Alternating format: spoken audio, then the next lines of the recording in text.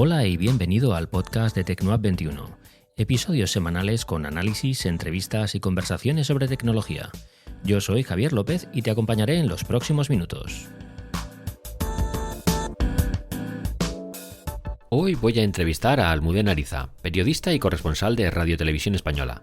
Con ella hablaré de su nuevo programa y del papel que tiene la tecnología en la vida de una periodista del siglo XXI. ¡Comenzamos!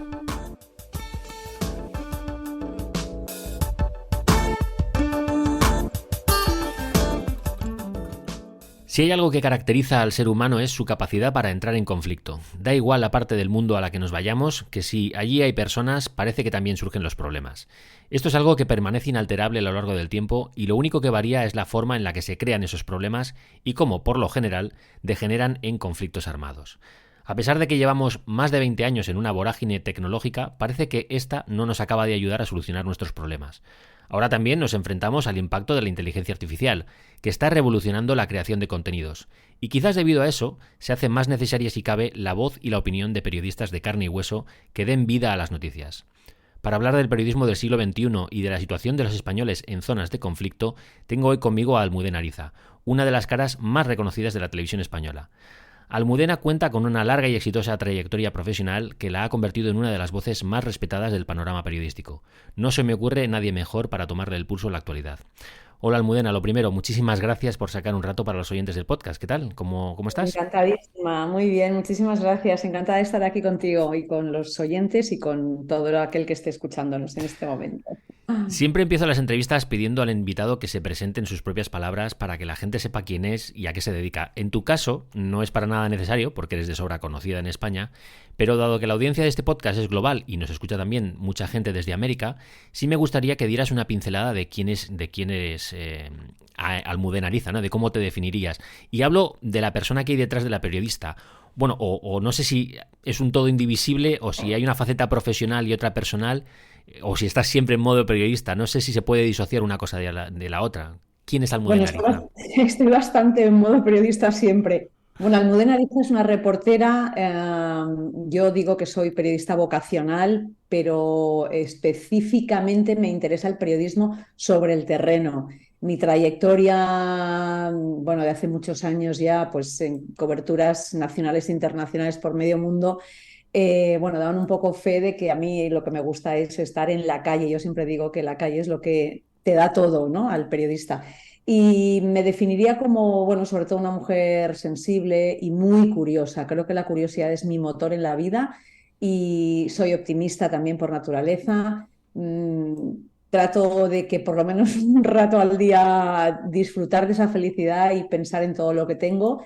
Y, y no sé, estoy muy llena de proyectos y siempre con ilusión. Aunque, bueno, con mis cositas como todo el mundo, pero bueno, en general, sobre todo con enorme curiosidad por todo lo que me rodea.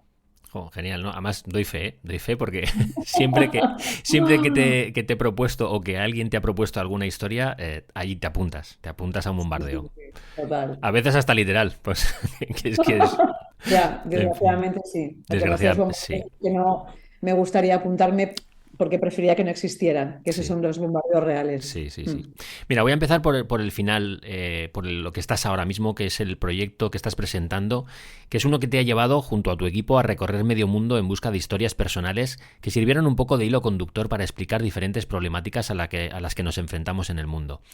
Quiero saber un poco cómo ha sido en global la experiencia de Españoles en conflicto y si puedes hacer un resumen de lo bueno y lo malo de esta aventura. Y además también me gustaría saber, si tuvieras que repetir el viaje, ¿qué cambiarías? Mm. Jolín, qué difícil todo. A ver, lo primero, pues mira, para que os hagáis una idea, en este proyecto que se llama Españoles en Conflictos, he recorrido 144.000 kilómetros.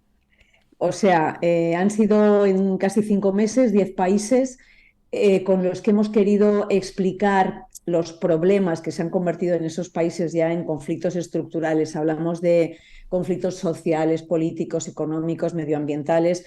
Y, y lo que a mí particularmente me interesaba mucho de este proyecto era que contamos esos problemas a través de los ojos de los españoles que conviven con esos problemas en esos países. ¿Por qué españoles? Bueno, hay muchas formas de contar lo que pasa, pero los españoles, primero, que hemos encontrado personajes muy inspiradores, personajes interesantísimos, con historias muy potentes. Y claro, ellos nos cuentan cómo les afecta en el día a día. Nos resulta también más fácil empatizar con ellos. Al final son compatriotas, son personas que manejan unas claves parecidas a las nuestras.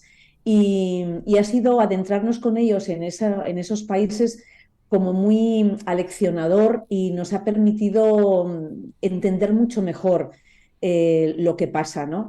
Y ha sido una experiencia, bueno, interesantísima. Hemos recorrido, bueno, te digo algunos para no enumerar los 10 y no tirarnos ya varios minutos. Hemos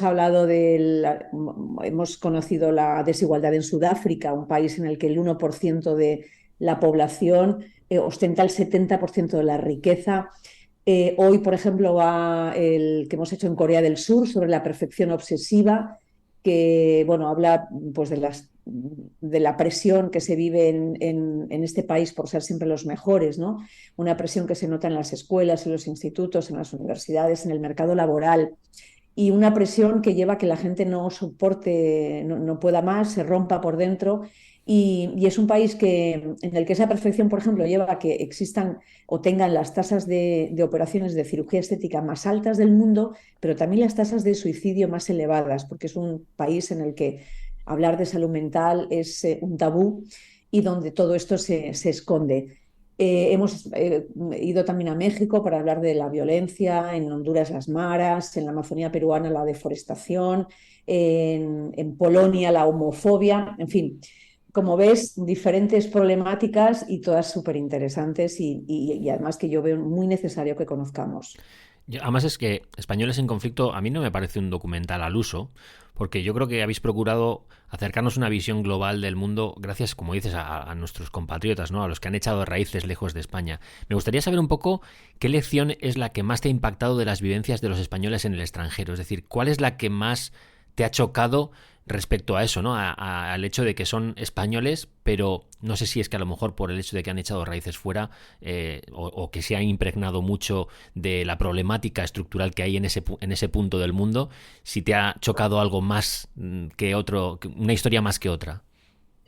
Uf, pues mira, han sido 70 historias porque más o menos en cada país hemos hablado con entre 6 y 8 españoles a los que hemos seguido, hemos estado con ellos varios días, nos van contando un poco cómo es su vida, cómo les afecta lo que pasa en el país. Pues, por ejemplo, en México, pues hablamos con gente que sentía, bueno, a la que extorsionaban o amenazaban. eh, y claro, verlo claro, verlo en español es que lo cuentan, porque estamos muy acostumbrados a otro tipo de programas que son estupendos, los españoles por el mundo, madrileños por el mundo, valencianos por el mundo, que a mí es un formato que me encanta, pero al final son personas a las que todo les va bien, todo es bonito, todo es maravilloso, todo es de color de rosa. Es más bien un recorrido turístico, pero al final no es tan real, ¿no? Esto es más bien un recorrido periodístico por situaciones que sí que son reales. Entonces, lo que me ha chocado, ¿no? Me ha llamado la atención, que es algo que no solemos contar, es que no a todos estos españoles les va de lujo, ¿no? O sea, algunos tienen verdaderos problemas, hay algunos que tienen problemas para salir adelante y les encantaría volver a España, pero literalmente no pueden por muchas razones. Hay también muchas historias inspiradoras. Eh, a mí bueno, me quedé muy apegada a las historias, por ejemplo, que encontré en la Amazonía peruana. Una colega española, Fátima, que dejó su trabajo como periodista en La Sexta, por ejemplo, y se fue a un pueblecito prácticamente aislado de la Amazonía, donde solamente se llega por barca, con la idea preciosa de crear una emisora de radio que se llama Amazondas y dar voz a las comunidades locales, indígenas de esa zona en la que apenas tienen recursos. Y de pronto esa emisora de radio chiquitita que ha creado Fátima se ha convertido en algo que les empodera. Hasta los niños han aprendido ella les da unas grabadoras y aprenden a hablar y a contar historias de su cultura, de su pueblo, de sus padres, de sus abuelos. Y es curioso cómo una cosita tan pequeña se ha convertido en algo tan importante para esta comunidad en la que viven, creo recordar, eran 300 o 400 personas, ¿no? Hay cositas así muy pequeñas que si no hubiéramos descubierto, pues probablemente nadie conocería y que son auténticas joyas, ¿no? Hay un hombre también que a mí me ha impresionado mucho, que se llama Pepe. Pepe es un español que llegó hace más de 40 años a la Amazonía peruana. Él era misionero y su objetivo era evangelizar a los indígenas, y cuando vio los valores que tenían esas comunidades indígenas, cómo se ayudaban unos a otros, valores de solidaridad, de generosidad, de, en fin, incluso cómo esa forma de vivir el presente, ¿no? Y no estar apegados al pasado ni agobiados por el futuro. Él acabó dejando la iglesia y se concentró en vivir como vivían los indígenas, en aprender su lengua y en ayudarles ahora. Es un activista medioambiental que ha ayudado mucho a estos pueblos. Bueno, hay muchísimas historias muy inspiradoras de gente que realmente tiene una vida que merece la pena conocer. Casi yo digo, muchos de ellos tendrían en sí mismos un documental cada uno, ¿no? Porque sus historias así lo merecen, ¿no? Sí. La verdad es que pocas cosas hay más enriquecedoras en la vida que abrir la mente a otras culturas, otras formas de afrontar retos, y viajar ayuda mucho a cambiar el punto de vista porque te mete en un mundo que de entrada no es el tuyo, aunque luego con el tiempo sí que lo puedes acabar sintiendo como algo propio cuando echas raíces, ¿no? Tú llevas media vida viajando y por lo que te he oído, cuando no viajas tampoco estás del todo asentada en un lugar porque tu mente vuela. Imagino que recordando todas estas historias que has vivido y la gente que te ha impactado, de tu trayectoria profesional, echando la vista atrás, ¿qué ciudad y qué país es el que más te ha calado? Y aquí estoy pensando no solo en lo que has vivido como periodista, narrando acontecimientos, porque hay a lo mejor pues temas como el 11S pues serán inolvidables para ti, sino también un poco en las personas y las amistades que has hecho a lo largo de tu vida profesional. ¿Dónde y cuándo se quedaría a vivir Almudenariza si pudiera parar el tiempo, por ejemplo? Pues es que yo tengo, no sé si es una suerte o una ventaja o una desventaja, y es que yo siempre digo que allí donde llego trato de hacer mi hogar y mi vida y mi rutina, siempre y cuando sea un tiempo largo. Es decir, yo llevo muchos años viajando por todo el mundo con coberturas, o sea, haciendo coberturas de a veces de una semana, pero a veces de 3 meses, ¿no? Entonces, claro, no te da tiempo a echar raíces. Pero en los lugares en los que he vivido, que han sido 3 años en China, 9 años en Estados Unidos, 3 años en Francia, eh, han estado muy bien, pero en realidad preferiría empezar de cero en otro lugar, ¿no? También hemos vivido mucho tiempo en Brasil, porque a mi marido le destinaron una temporada larga en Río de Janeiro, también es un país que me encanta, pero yo en principio no volvería a ninguno de estos sitios. Si me dicen, ¿dónde te irías a vivir? Yo creo que apostaría por empezar de cero en otro sitio diferente, ¿no? Con todo lo que eso supone. Pero a mí ni me agobian las mudanzas, ni me agobia eso, la idea de empezar en un lugar nuevo. Al contrario, me parece súper excitante el vivirlo como eso, una aventura, ¿no? El cómo construyo mi vida ahora, el conocer gente nueva, el acostumbrarte a comidas diferentes, una nueva lengua.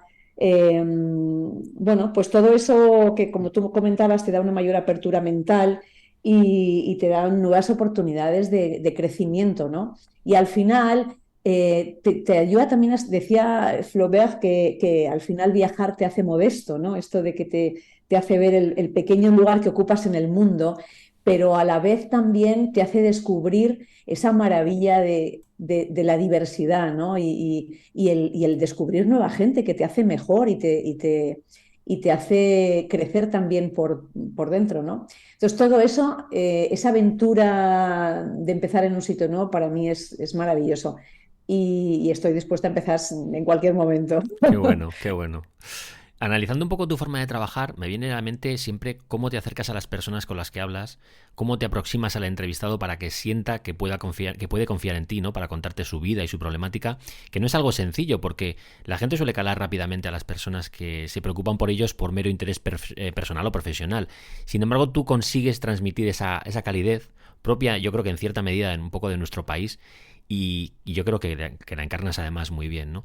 Que hace que un poco que las personas se abran en canal. Y yo, claro, aquí me pregunto, ¿cuánto desgaste personal te supone empatizar tanto con personas que viven conflictos tan duros? No sé si te cuesta mucho salir de un lugar sabiendo que dejas allí una parte de ti, o si has conseguido hacer callo y puedes reiniciar cuando acabas un proyecto. Sí, pues muy bonita pregunta. A mí es que, primero, no me cuesta mucho empatizar porque es que yo, o sea, me interesan las personas, pero me interesan incluso, o sea, no porque esté trabajando, es que yo no sé, yo voy al gimnasio, voy a comprar el pan o voy a la mercería y me gusta preguntar a la gente, ¿y qué tal? ¿Y cómo estás? ¿Y qué haces? ¿Y qué es de tu vida? Y no sé, soy genuinamente curiosa por la gente que está a mi alrededor, o sea, me importa la gente.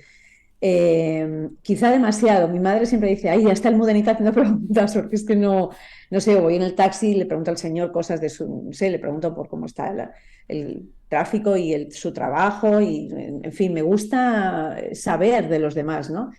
Y luego es verdad que, o sea, ese interés es real. Claro, si esa persona además está en una situación complicada, claro, pues me interesa más todavía, ¿no?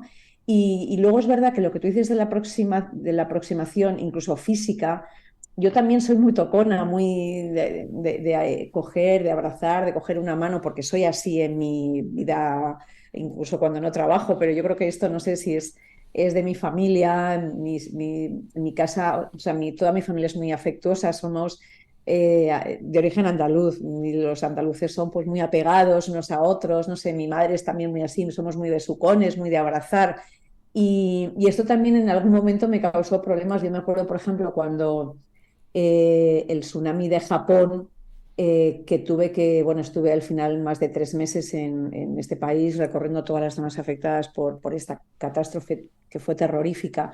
Cuando iba entrevistando a los damnificados, yo iba con un fixer que me iba diciendo, me iba explicando, me iba traduciendo las entrevistas. Y de pronto yo, claro, preguntaba a la gente y me decía, no, pues he perdido a parte de mi familia, mi casa. Y claro, yo les veía que no gesticulaban, no cambiaban la expresión de sus caras. Yo le decía al fixer, Gonzalo se llamaba, pero Gonzalo, ¿es verdad todo esto? Pero si es que no se emocionan, no dicen nada. Sí, sí, sí, está con... Entonces yo trataba de consolarlos un poco y les abrazaba me decía, no les toques, no les toques, ¿no? Porque no, claro, es un pueblo que no está acostumbrado o le molesta, ¿no? El que les toques o el que les abraces, no están acostumbrados a esta aproximación física y tampoco les gusta mostrar sus emociones. Me resultaba muy complicado trabajar en ese ecosistema, ¿no? Acostumbrado a la frialdad y a la distancia personal, ¿no? Y realmente me chocaba, ¿no? Pero claro, tuve que aceptar que no todo el mundo obviamente es así, ¿no? Como somos los latinos, ¿no? Y efectivamente eso pasa en muchas culturas. Pero sí, para mí el contacto físico realmente me importa y lo utilizo porque es mi forma habitual de acercarme a la gente, ¿no? Sí, al final, bueno, es que muestras un poco de tu forma de ser a través de tu trabajo, pero es que son cosas que no puedes. Yo creo que al final la gente, sobre todo cuando te expones, como es tu caso, sale tu verdadero yo, ¿no? Y no te queda otra. Cuando estás sobre el terreno, además, como es tu caso, que es que tú estás sobre el terreno hablando con la gente, no se puede, son cosas que no se pueden fingir. Al final, pues lo que dices, ¿sabes? Si tú tienes una forma de ser, eso se traslada también, como digo, a tu forma de ser, a tu forma de trabajar. Y es que yo creo que la gente también lo ve. No sé si por eso despiertas tanta simpatía, pero al menos es un poco la sensación, ¿no? Yo a veces pienso, si es que si yo estuviera ahí haría lo mismo. Yo también, ¿sabes? Les cogería de la mano o les abrazaría porque también está en mi naturaleza. A lo mejor hay gente aquí en España más fría. Pero en general yo creo que somos más de acoger, ¿no? Los españoles, ¿no? No sé, es mi Sí. sensación. Bueno, pasa en muchos sitios y luego también que nos vean como gente normal, si es que al final somos periodistas, pero somos bueno, pues como todo el mundo, todas las cosas nos afectan y antes me preguntabas si las cosas me hacían callo, no solo no me hace callo, sino que yo creo que la edad me está haciendo más sensible y más vulnerable y al final veo una abuelita, yo qué sé, sufriendo en Ucrania y no sé, y al final estoy viendo también a mi madre, a mi abuela, no sé, es como que ¿cómo no te va a afectar todo eso? O sea, luego, claro, se te acumulan las historias en la cabeza y al final, bueno, pues tienes que despejarte un poco y soltar, ¿no? Pero todo eso lo llevas ahí y claro que las cosas te afectan y claro que te duele y uno bueno, yo por lo menos, no sé cómo serán los demás, pero conozco muchos compañeros que son también así y, y no son insensibles no somos insensibles a lo que nos rodea, aunque estemos trabajando. Totalmente. Quería volver un poco al tema de españoles en conflicto, porque España, curiosamente, es un país que en ciertos momentos de nuestra historia mucha gente tuvo que emigrar y somos un país en cierta medida de migrantes, pero en las últimas décadas, por el contrario, hemos recibido oleadas de inmigrantes, de gente que viene buscando una vida mejor. Y en cierta medida tengo la sensación de que hemos olvidado un poco el pasado para vivir en una sociedad que además ahora se ha polarizado mucho y donde surge el odio con, yo creo que demasiada facilidad. ¿Tú crees que podemos hacer una lectura de nuestra realidad actual de ser emigrantes e inmigrantes a través de las historias presentes en Españoles sin conflicto? ¿Cómo has vivido tú un poco la emigración a otros países? Porque también tú como emigrante, ¿no? Que has sido emigrante tú también, ¿no? Sí, sí, no hay duda de que cuando uno viaja y cuando uno emigra y cuando uno, y yo me considero privilegiada, pero claro, yo al final he ido con una empresa, con un sueldo y con una seguridad, y aún así hay momentos en los que es muy difícil porque te sientes extranjero y te sientes outsider y te sientes al margen y sientes que no entiendes nada y te dan ganas de llorar. A mí esto me ha pasado algunas veces en China, por ejemplo, ¿no? De pronto el Lost in Translation, ¿no? Que o sea, es como momentos de bloqueo, ¿no? De no me entienden, no puedo expresarme. Y luego el día a día, que al final, bueno, pues yo qué sé, tienes que luchar desde haciendo la declaración de la renta local o yendo al banco, o esas gestiones que son incómodas en tu país, pues las tienes que hacer en otro sitio. Pues no me quiero ni imaginar esto en gente que no, claro, que no tiene medios para salir adelante, ¿no?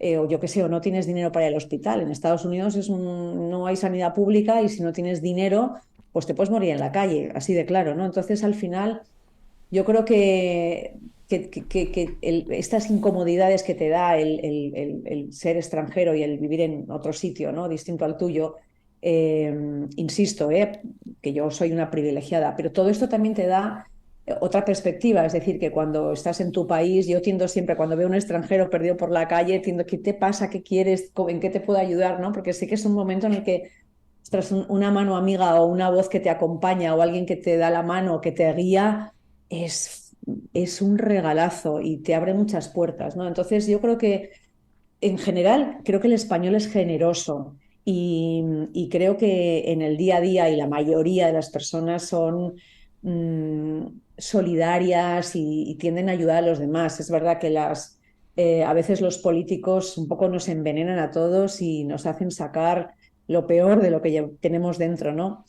Eh, entonces yo, hombre, por supuesto soy partidaria de hacer políticas de acogida y creo que va más en la línea de cómo somos o cómo hemos sido tradicionalmente en España, país de acogida.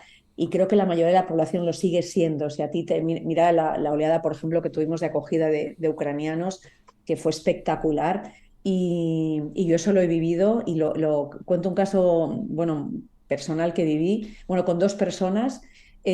Una mujer yo no la conocí, pero conocí a su hijo en un pueblecito cerca de Kiev, muy cerca de donde estaban al principio bombardeando y cerca del frente de batalla. Y él me dijo, estábamos hablando español y me dijo, ¿hablas español y tal? Dices que tengo a mi madre que está en este momento saliendo del país, no tiene dónde ir. Bueno, le han hablado de ir al sur, de ir a Sevilla, a ver si le puedes ayudar de alguna manera. Yo hice varios contactos y esta señora a los pocos días estaba en Sevilla, en un centro de acogida estupendo, le han dado trabajo a ella y a la hija que están en un instituto. Ese caso número uno. El número dos fue yo venía de Ucrania, volaba a Barcelona y en el vuelo venía una señora ucraniana, venía sola, no sé ni cómo había podido sacar el billete de avión. Ella llegó, se plantó en el aeropuerto, no sabía ni dónde ir, ni tenía teléfono, ni qué hacer. Y, y yo la vi así, bueno, perdida, le intenté ayudar, fuimos a la policía del aeropuerto. Ellos me dijeron, mira, nosotros no podemos hacer nada, pero hay un centro de acogida, la puedes llevar allí. Y yo la llevé a la señora, la atendieron de maravilla, nos acogieron desde el minuto uno, a ella la han ayudado, me consta, durante mucho tiempo. No sé, estas cosas que a veces solamente se cuenta lo que no funciona, pero a veces los periodistas, y me culpo a mí misma y a todos mis colegas en cierta medida, las cosas que funcionan bien a veces no la contamos suficientemente, ¿no? Entonces yo creo que España, insisto, en general, y los españoles somos amables y generosos con los que vienen de fuera. Sí, sí, sí, también ahí coincido. Dado que este es un podcast de tecnología, no puedo dejar pasar la oportunidad por preguntarte por el mundo tecnológico. Además, me interesa sobremanera tu opinión porque no eres una joven periodista que acaba de salir de la facultad, aunque tengas el mismo espíritu inquieto que de una veinteañera. Pero en el mundo actual estamos obligados a convivir con los avances tecnológicos y en el caso de los periodistas, no solo eso, sino que también tenéis que estar un poco a la vanguardia de las tendencias para seguir en la brecha digital. Me gustaría saber cómo te mueves tú entre ambos mundos, el del periodismo tradicional y el actual en el que todo es digital, viral, online y un poco efímero. Ya. Bueno, a mí me interesa muchísimo y en realidad a mí me interesa contar las cosas de tal manera que conecte con el mayor número posible de personas. Es decir, que no estoy, o sea, odio esa actitud de es que antes el periodismo, es que antes tal. Bueno, pues antes era antes y hoy es hoy, ¿no? Entonces es verdad que hemos ganado mucho en muchas cosas, en cercanía, en proximidad. Antes los periodistas vivíamos un poco, ¿sabes? Hablando desde nuestro púlpito en un lenguaje, como digo yo, el lenguaje de los políticos, lenguaje de madera, con unos privilegios también que nos creíamos un poco el culo del mundo. Y yo creo que todo este mundo digital que al final aproxima también, ¿no?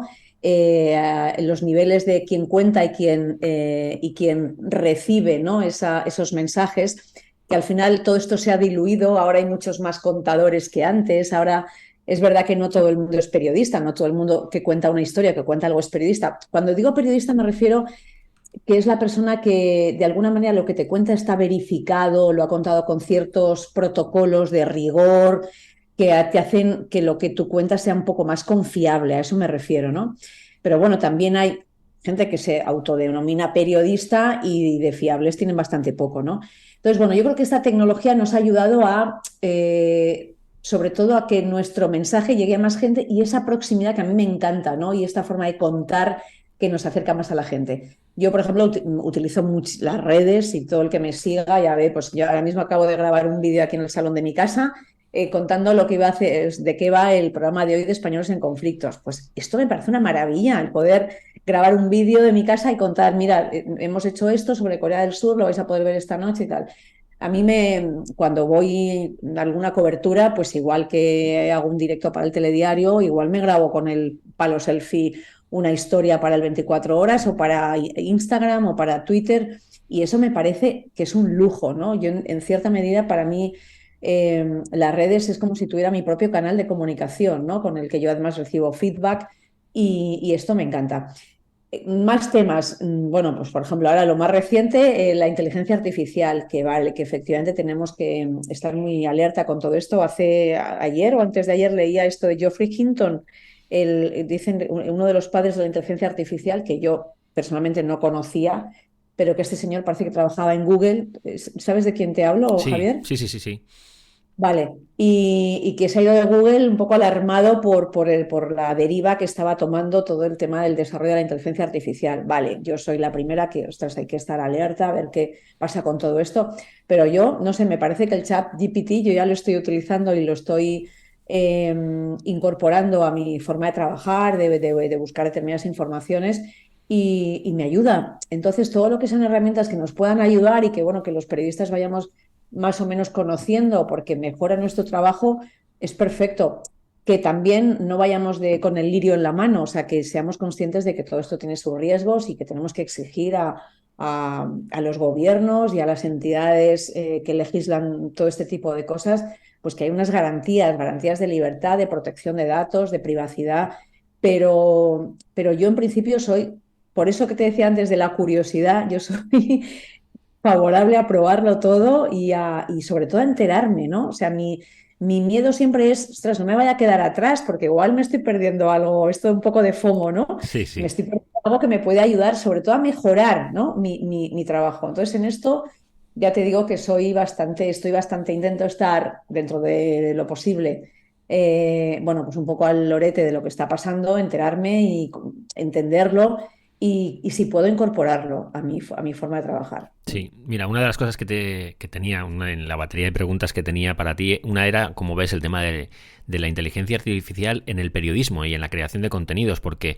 este 2023 se han abierto al público decenas de herramientas que están llamadas un poco a revolucionar el panorama, sobre todo en creación de contenidos. No, quizás no tanto para el periodismo, pero sí en creación de contenidos, que también afecta al periodismo, la verdad, porque es que hoy en día, a ver, esa barrera que había del periodismo, de lo que era periodismo y lo que no, yo creo que sigue estando bien delimitada, pero como dices, ha entrado un nuevo factor que es el del comunicador, que ahí pues entra gente de todo tipo, me incluyo, aunque no soy un comunicador al uso, pero bueno, podcasters, youtubers, twitchers, o sea, hay un montón de gente, de streamers, que son comunicadores, ¿no? son periodistas, y creo que incluso gente como Ibai Llanos, que no es un periodista al uso, sin embargo es un gran comunicador y atrae a masas, ¿no?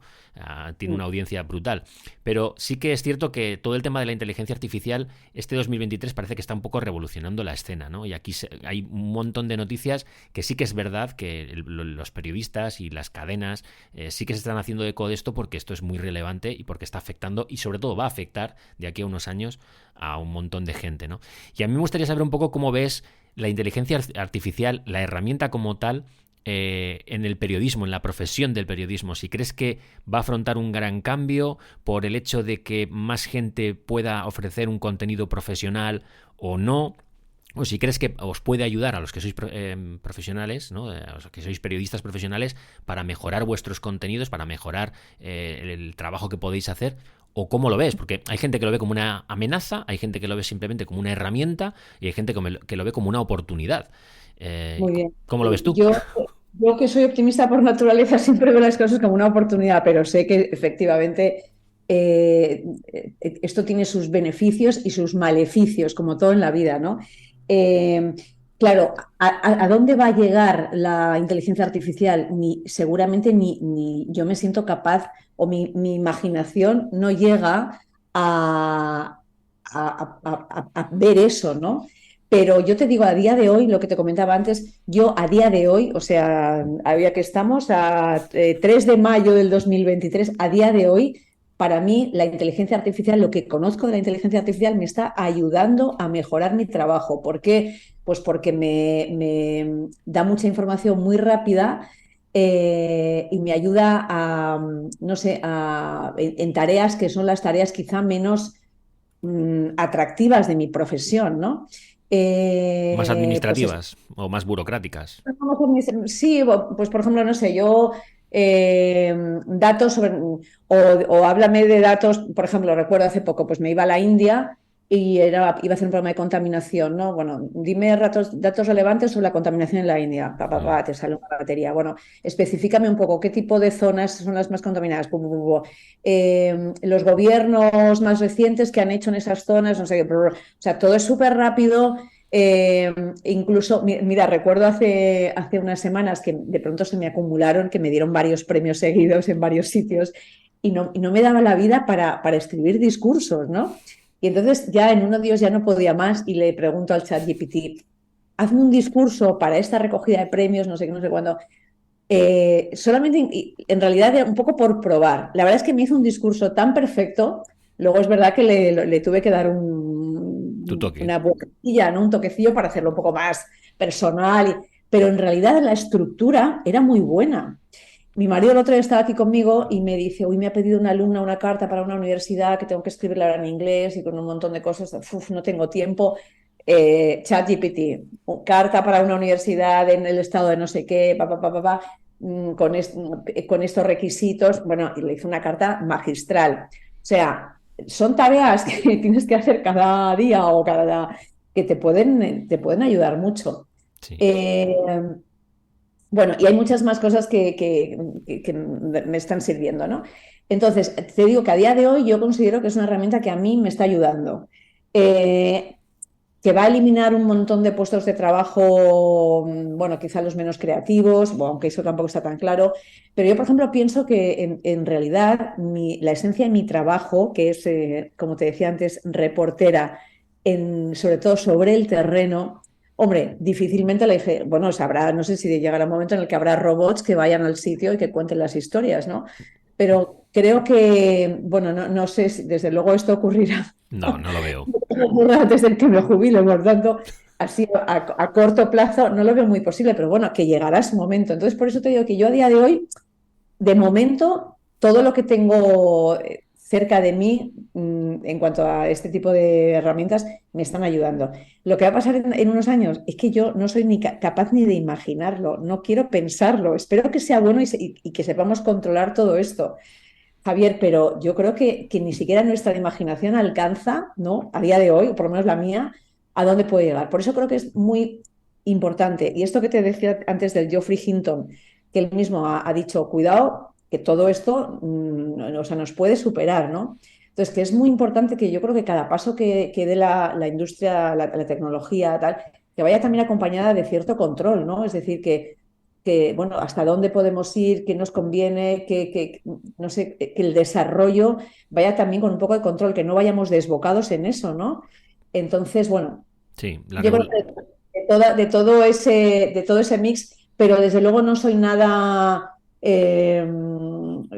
¿cómo te diría? O sea, no voy con la bandera de no, esto es horrible, tal, no sé, soy bastante en general optimista, creo bueno, que son herramientas que nos pueden ayudar bueno, que efectivamente se perderán muchísimos puestos de trabajo, pero entiendo que se crearán otros y que necesitaremos otros perfiles, ¿no? O sea, no catastrofista, pero sí, bueno, un poco alerta y con la creencia absoluta de que todo esto hay que regularlo un poco, ¿no? Que no se nos vaya de las manos. sí, sí, sí. La regulación tiene que venir porque lo que dices, si no, esto es un campo abierto a que luego el ser Para humano que seamos además. malos, ¿no? Básicamente para entendernos, ¿no? Es decir, Sí, que todo esto bien gestionado está muy bien, pero esto, que también hay muchos riesgos no, bueno, muchos y el miedo es controles, ¿no? libre, ¿eh? O sea, el miedo es libre, quiere decir que Claro. en el momento en el que surgen grandes revoluciones, y esto va a ser una revolución, el tema de la inteligencia artificial aplicada ya realmente al campo de vida de la gente, es una revolución como la que fue Internet en su día, ¿no? Y todo esto pues va a cambiar muchos paradigmas y eso pues asusta mucho, ¿no? Entonces, bueno, yo también soy partidario de la regulación, pero no por restringir porque sí, sino para acompañar al progreso, ¿sabes? Para que sea un progreso controlado. Claro. Lo último que quería preguntarte un poco del tema tecnológico, yo sé que el año pasado estuvimos hablando por Twitter Spaces sobre las impresiones que te causó los NFTs, el blockchain, el tema de Bitcoin, porque habías estado en una convención multitudinaria en Nueva York y creo recordar que te impactó mucho la expectación que se había generado con todo ese mercado y el negocio alrededor, ¿no? Claro, Mm. parece que esa burbuja, aunque se ha desinflado un poco, el mundo Mucha luz. tecnológico, llevamos una racha en la que aparecen nuevas corrientes cada poco tiempo. Y por otro lado, claro, a mí me viene un poco a la mente el que tú has estado visitando zonas del mundo donde parece que están anclados en el pasado, donde las prioridades son la electricidad y el agua corriente, el día a día, ¿no? El salir adelante. ¿Cómo vives tú este choque cultural tan drástico que tenemos en el mundo hoy en día? No sé si estamos perdiendo el norte de lo que es realmente Pues a mí, importante. o sea, a mí me indigna. En realidad, bueno, pues uno de los objetivos también de este programa del que hablábamos, Españoles en Conflictos, es también señalar y poner el dedo en este mundo a dos velocidades cada vez más diametralmente distintas y opuestas, ¿no? O sea, yo vengo de la Amazonía peruana donde la gente, o mucha gente en algunas localidades, siguen viviendo con los barreños de plástico que ponen delante de sus casas, en la puerta de sus casas, para recoger el agua de la lluvia, que eso es lo que beben, ¿no? Donde no tienen luz, donde no llega un médico, no tienen ningún tipo de asistencia sanitaria, y esto pasa todavía en muchísimos sitios del mundo, ¿no? Entonces, claro, tú háblale a esas personas de la inteligencia artificial, pues imagínate, ¿no? Entonces, ellos lo único que quieren es, bueno, es que no tienen ni lo básico para sobrevivir.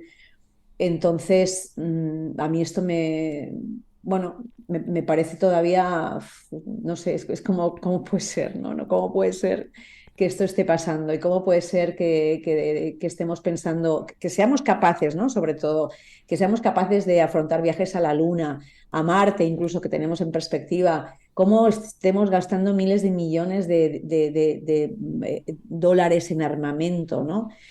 cuando con ese dinero podríamos estar, bueno, pues dando de comer a millones de personas y salvando sus vidas? Bueno, pues son las preguntas que todo el mundo se sigue haciendo, pero que cuando lo ves in situ y cuando lo vives, pues claro, todavía te indigna más y te escandaliza más. Sí.